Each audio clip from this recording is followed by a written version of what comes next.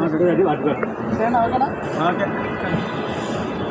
25 ఏళ్ల రాజకీయ ప్రస్థానం తెలంగాణ ప్రజల ముందు ఒక తెరిచిన పుస్తకం లాంటిది. సరే, గత కొంతకాలంగా మా పార్టీ పైన, అదేవిధంగా నా పైన కొన్ని రాజకీయ పార్టీలు చేస్తున్నటువంటి వ్యాఖ్యలనే వారు కూడా చేయడం జరిగింది. అయితే ఆ వ్యాఖ్యలు వారు ఎందుకు చేశారో అది వారి విజ్ఞతకే నేను వదిలేస్తున్నాను. కేసీఆర్ గారి నాయకత్వంలో గత 2.5 దశాబ్దాల కాలంగా ఒక క్రమశిక్షణ కలిగిన కార్యకర్తగా రాష్ట్ర సాధనలో, రాష్ట్ర అభివృద్ధిలో నేను చూపిన నిబద్ధత, నా పాత్ర అందరికీ తెలిసినటువంటిదే.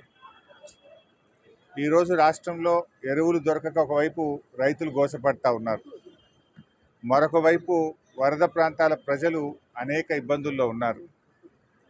కేసీఆర్ గారు దశాబ్ద కాలం ఎంతో కష్టపడి నిర్మించిన వ్యవస్థలను, ఒక్కొక్క వ్యవస్థను ఉద్దేశపూర్వకంగా ఈనాడు రేవంత్ రెడ్డి గారి ప్రభుత్వం కూల్చేటువంటి ప్రయత్నం చేస్తూ ఉంది. సో ఇటువంటి పరిస్థితుల్లో కష్టాల్లో ఉన్న ప్రజల్ని ఆదుకునే విషయంలో, తెలంగాణ ద్రోహుల చేతుల్లో నుంచి ఈ రాష్ట్రాన్ని కాపాడుకునే విషయంలో మా దృష్టి అంతా ఉంటుంది. సో మేము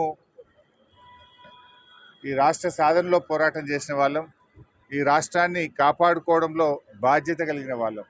సో మా సమయాన్ని అంతా కూడా దాని మీదనే మేము వెచ్చిస్తాం. తప్పకుండా కేసీఆర్ గారి నాయకత్వంలో తిరిగి బీఆర్ఎస్ పార్టీని అధికారంలో తెచ్చుకొని ఈ ప్రజలు పడుతున్న కష్టాలను తొలగించడానికి అందరం కలిసికట్టుగా